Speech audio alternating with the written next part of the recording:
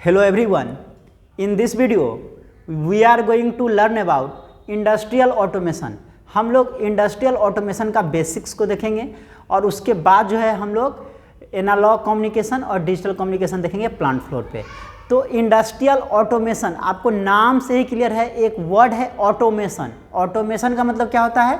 Automatic. ठीक है, एक वर्ड होता है मैनुअल और एक होता है ऑटोमेटिक। ठीक है, तो मैनुअल जो इंसान करता है, हाथ से करते हैं, ठीक है, वो मैनुअल हो गया। ऑटोमेटिक जो मशीन के द्वारा किया जाता है, ठीक है, तो वो ऑटोमेटिक हो गया। तो ऑटोमेशन सिस्टम जो है, ऑटोमेशन का क्या है, डे बाय डे ये इंक्रीज ही कर रहा है। ठीक है ना, डे बाय डे इंक्रीज कर रहा है। देख रहे हैं ड्राइवरलेस कार आ रहा है, ठीक है ना, जीरोक्स मशीन या फिर जेसीबी मशीन, ये सब क्या है, ऑटोमेशन का ही। देख रहे हैं जो लेबर कॉस्ट है, जो लेबर है उसका जो है घट रहा है। आप हार्वेस्टिंग में देखते हैं, आप एग्रीकल्चर में देखते हैं, थ्रेशरिंग होता है तो ट्रैक्टर से होता है थ्रेशरिंग, तो वहाँ पे भी क्या है, जल्दी से कम टाइम में जो है ज़्यादा से ज़्यादा जो है आप थ्रेशरिंग कर सकते हैं। तो हर जगह पे ऑटोमेशन आपको दिख जाएगा। ईच एंड एवरी वर्ड जहाँ भी आप देखना चाहेंगे वहाँ पे आपको ऑटोमेटिक सिस्टम जो है आपको दिख जाएगा। तो ये डे बाय डे और इंक्रीज ही कर रहा है। ठीक है ना, तो हम लोग यही इंडस्ट्रियल ऑटोमेशन के बारे में इंट्रोडक्शन देखने वाले हैं। तो देखिए क्या कर रहा है, industrial automation is the use of control devices. Industrial automation क्या करता है, कंट्रोल डिवाइसेस का यूज करता है, जैसे कि पीसी का यूज करता है, पर्सनल कंप्यूटर।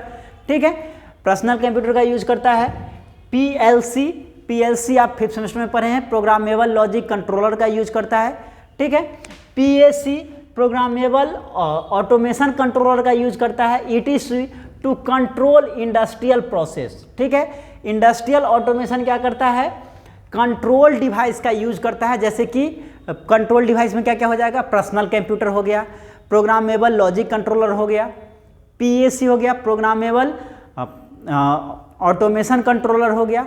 तो ये सब डिवाइस का यूज करता है किसके लिए, to control industrial process, means industrial process को कंट्रोल करने के लिए, and machinery by removing as much labour intervention as possible. ठीक है, ये सब चीज़ का यूज करके जितना ज़्यादा से ज़्यादा जो है लेबर इंटरवेंशन, मतलब जो लेबर होता है, जो श्रमिक होता है, उसका इंटरवेंशन को कम करता है। ठीक है ना, श्रमिक का कम करता है। सपोज कीजिए पहले जो है मिट्टी भराता था, हर घर में मिट्टी भराता था, तो मिट्टी भराता था, क्या करता था, लेबर लोग मिट्टी भरता था, ऐसे करके माथा पे रख करके, और जो है 50-60 लेबर जो है वो भर रहा है किसी जगह को। ठीक है ना, जो बाढ़ का इलाका है मान लीजिए, उसको भरना है, तो उसके लिए जो है लेबर का यूज किया करते थे। आज के डेट में क्या है, जेसीबी मशीन है, ट्रैक्टर है।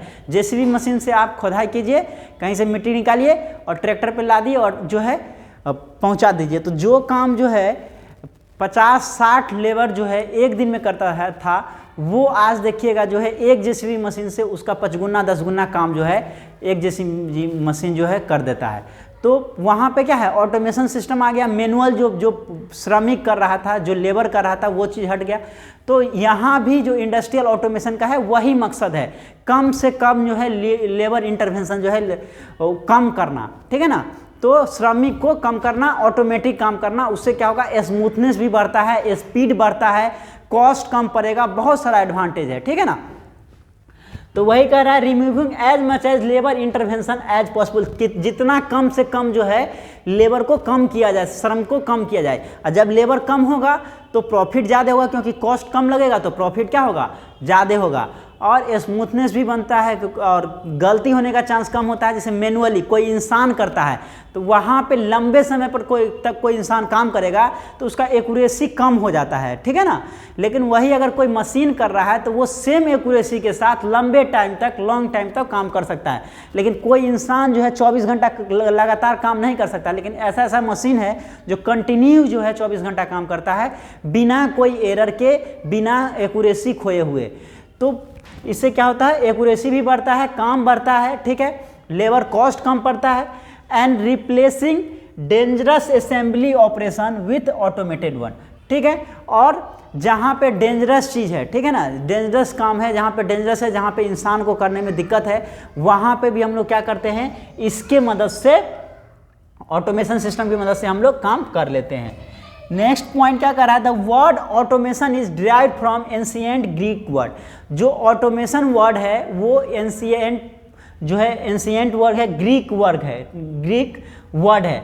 और ग्रीक वर्ड है ऑटो का मतलब दो वर्ड से मिलकर बना है, ऑटो और मैटोज। तो ऑटो मीन्स क्या होता है, सेल्फ, और मैटोज means moving, means self moving है, ठीक है ना, खुद ब खुद जो है ऑटोमेटिक काम करेगा। जैसे ड्राइवरलेस कार की बात हो रहा है, ठीक है, जहाँ पे ड्राइवर नहीं रहेगा अपने आप कार जो है चलता है। इस तरह का आप विदेश में तो खास करके खूब चल रहा है, ठीक है, और आने वाले समय में इंडिया में भी आ जाएगा। और मशीन सब देखते हैं ऑटोमेटिकली हम लोग सेट कर देते हैं और वो जो है काम कर रहा है, काम कर रहा है, काम कर रहा है। ये तो आप हर जगह देख रहे हैं। तो वहाँ पे क्या हो रहा है, ये सब ऑटोमेशन का ही देन है और ये डे बाय डे इंक्रीज कर रहा है। मैनुअल जो है इंसान का जो है बस सुपरविजरी के लिए इंसान का यूज कर रहे हैं हम लोग बहुत सारा काम में, और काम कौन कर रहा है, तो मशीन कर रहा है, ठीक है ना। तो वो ऑटोमेशन सिस्टम हो गया। नेक्स्ट इसी में पॉइंट देखिए क्या कह रहा है, as compare with manual system. Manual system की बात कर रहा है, वही मैनुअल सिस्टम, ठीक है, मैनुअल सिस्टम की बात हो रहा है। तो हाँ चलिए, मैनुअल कर रहा है as compared with manual system. Manual system मतलब जो हाथ से करते हैं, ठीक है, जो इंसान करता है वो मैनुअल हो गया। ऑटोमेटिकली जो मशीन करता है वो ऑटोमेशन सिस्टम हो गया, ऑटोमेटिक सिस्टम हो गया। तो कह रहा as compare to manual system, manual system के कंपैरिजन में automation system provide superior performance in terms of precision, power and speed of operation. अगर हम लोग मैनुअल सिस्टम की काम कर ले, ठीक है, तो मैनुअल सिस्टम के कंपैरिजन में जो ऑटोमेशन सिस्टम होता है वो क्या करता है, सुपीरियर परफॉर्मेंस देता है, मींस अच्छा परफॉर्मेंस देता है। किसके टर्म में, प्रिसीजन के टर्म में, मींस एक ही सेम एक्यूरेसी के साथ जो है वो कंटिन्यू जो है प्रोडक्ट को प्रोड्यूस करता है, प्रोडक्ट जो है बनाता है, ठीक है। जैसे भी मशीन है तो आप उसको कंटिन्यू वर्क कर सकते हैं, लेकिन एक लेबर जो है वो सेम एनर्जी के साथ, सेम पोटेंशियल के साथ जो है कंटिन्यू 12 घंटा काम नहीं कर सकता है, ये पॉसिबल नहीं है, ठीक है। तो सुपीरियर होता है जो ऑटोमेशन सिस्टम है वो क्या करता है, सुपीरियर प्रोवाइड करता है, सुपीरियर परफॉर्मेंस होता है, ठीक है। किसके कंपैरिजन में, प्रिसीजन के कंपैरिजन में, मींस सेम ही चीज बार बार प्रोड्यूस करेगा। पावर के कंपैरिजन में, और स्पीड ऑफ ऑपरेशन, जो ऑटोमेशन सिस्टम होता है उसका स्पीड जो है बहुत अच्छा होता है compare to manual system. Manual system में देख रहे हैं जो 50-60 लेबर जो है जो काम भर दिन में करता है वो आप एक जेसीबी मशीन की मदद से 1 घंटा में कर सकते हैं। या अदर भी एक जीरोक्स मशीन का उदाहरण ले लीजिए, जीरोक्स मशीन की मदद से आप देखते हैं 1 घंटा में कितना जो है जीरोक्स कॉपी निकल जाएगा, ठीक है ना।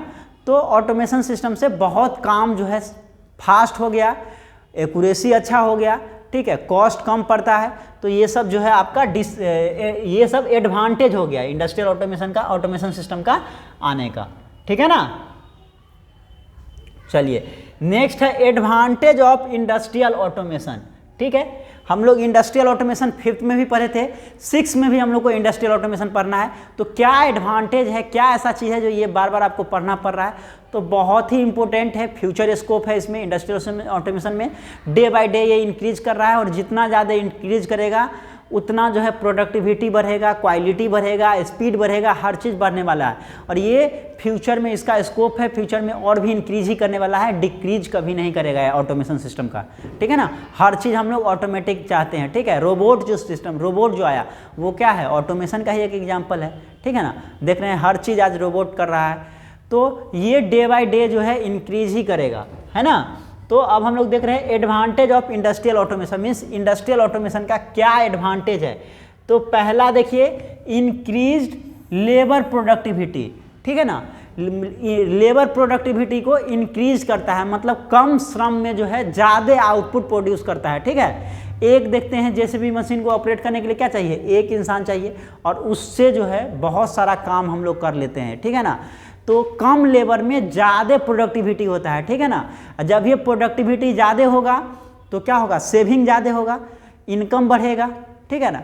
और कहीं पे भी क्या है, सबसे ज़्यादा इनकम मैटर करता है, आप कितना कमा रहे हैं, कहाँ कमा रहे हैं, ठीक है। तो चीफ एंड बेस्ट, तो इंक्रीज लेबर प्रोडक्टिविटी मीन्स कम श्रम कर करके, कम श्रम यूज करके हम लोग क्या करते हैं, ज़्यादा प्रोडक्टिविटी करते हैं, ठीक है ना। तो ये आपका ऑटोमेशन, इंडस्ट्रियल ऑटोमेशन का एडवांटेज हो गया। सेकेंड है इम्प्रूव्ड प्रोडक्ट क्वालिटी।